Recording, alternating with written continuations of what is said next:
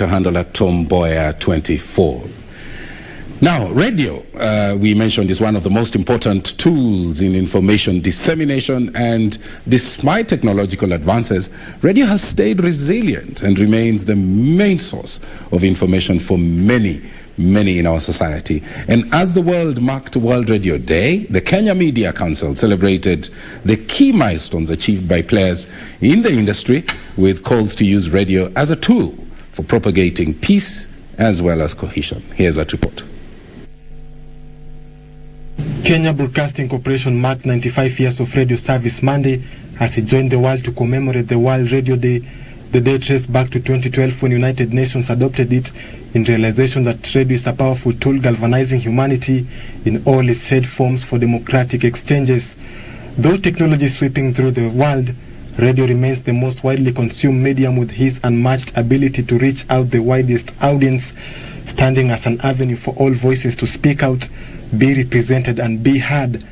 Over the years, KBC has experienced tremendous evolution in radio sector, from recording and playing programs using reel-to-reel tape to now the modern computer-aided broadcast. All programs that used to run on air. So this one is a 15 minutes program. They vary in sizes. This is for 15 minutes program. Then we had this one for 1 hour, for half an hour. This tape runs half an hour program, 30 minutes.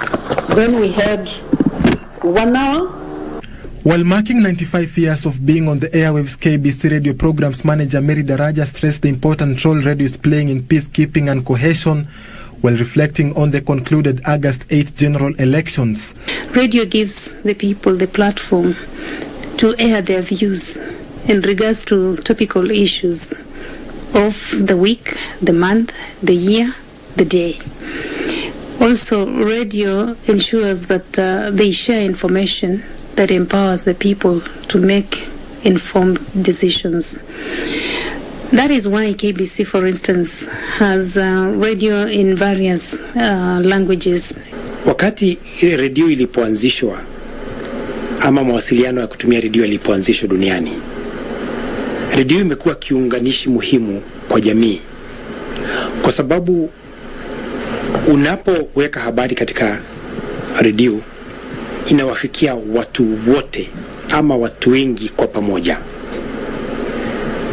Na jinsi ambavyo ndugu yangu CEO, those who have traveled the transformation journey of the radio broadcast, reflecting on how far KBC has come in its quest to educate, inform and entertain Kenyans and the world.